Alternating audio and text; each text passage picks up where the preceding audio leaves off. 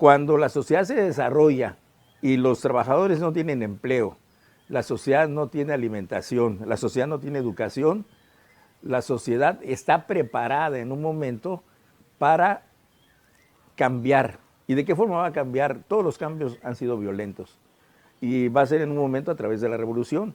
Y es ahí en donde entran la sociedad en conflicto y, por un lado, Porfirio Díaz, que tiene un poder de 30 años, por otro lado, el pueblo con necesidades y otras contradicciones más arriba entre Inglaterra y Estados Unidos, que se están peleando el petróleo porque ellos financian también la revolución. Sí, sí. Bien, pregunta, Jorge. Esa sería entonces ya la séptima tesis, ¿verdad? Sí, las dos porque... Van sí, concatenadas, sí, ¿verdad? Por lo correcto. mismo. Y eso entonces la expresión jurídica es lo que explicas, ¿no? Las leyes prácticamente ya son inoperantes en la nueva realidad, ¿no?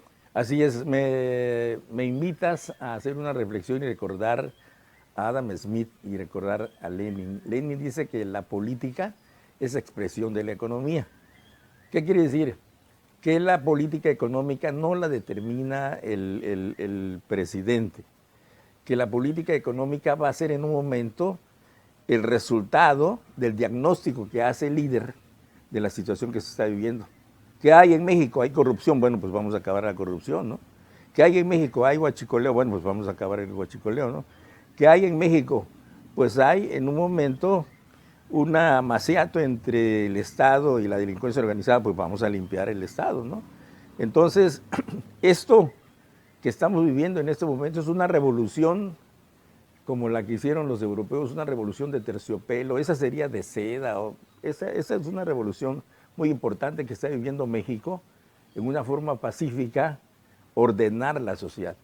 Todas las leyes que hicieron los neoliberales, todas las leyes favorecen en un momento al capital, a la clase dominante. Pues ahorita ellos mismos son la clase dominante, la casta gobernante, porque eran empresarios y eran gobernantes, ¿no? Entonces es correcto lo que me preguntan. Creo que tiene mucha analogía con lo que comentaste alguna vez de Nixon, ¿verdad? Que Watergate nada más fue la fachada, no fue en realidad por Watergate que lo votaron, ¿no?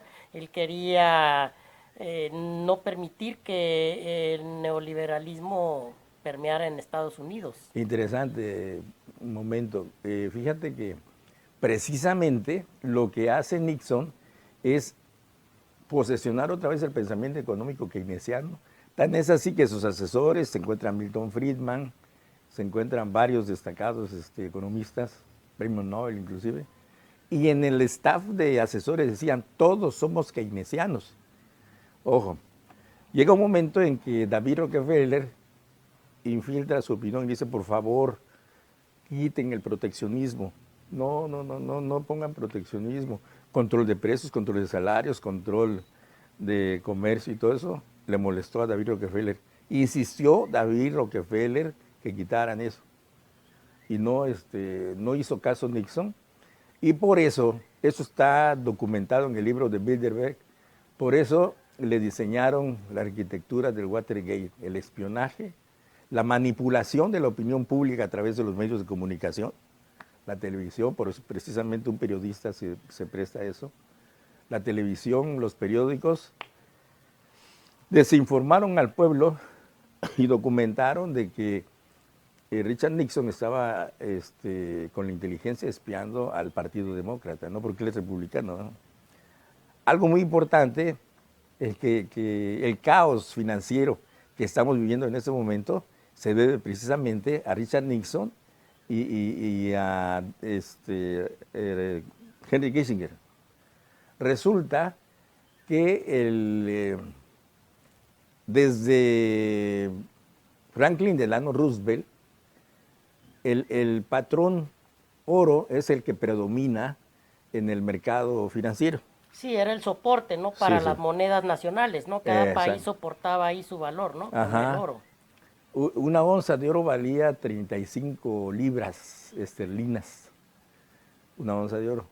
Entonces, es precisamente Nixon y es Henry Kissinger que cuando nace el petrodólar, cuando quitan el oro y el dólar perdón, el petróleo va a respaldar el dólar. Entonces, él fue el responsable de la crisis que estamos viviendo, es precisamente Nixon. ¿Por qué? Porque antes de Nixon, gracias a la revolución de los ricos, te estoy diciendo, que se documentó, se reguló, se normó y no podía en un momento el banco, por ejemplo, de ahorro, utilizar dinero para financiamiento de proyectos. Había un control.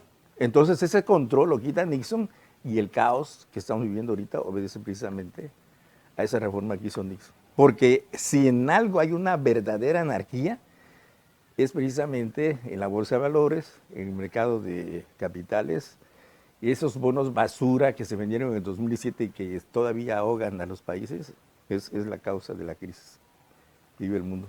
Sí, ese gran descontrol creo que bien puede explicar también esta séptima tesis, ¿no? Que estás mencionando, ¿no? Que entra en crisis todo ello, ¿verdad? Así es, estamos viendo en México. México había llegado ya a un estado de descomposición, de putrefacción, en donde pues, todo el pueblo nos hemos acostumbrado tanto ya, 30 años de corrupción, que ya hasta estamos en contra de la virtud, de la verdad, de la honestidad, de la transparencia. Bueno, yo escucho a mucha gente decir que no hay transparencia, que no hay combate a la corrupción.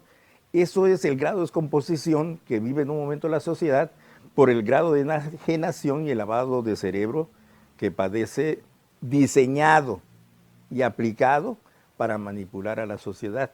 Entonces lo que tú dices es muy importante. ¿Por qué?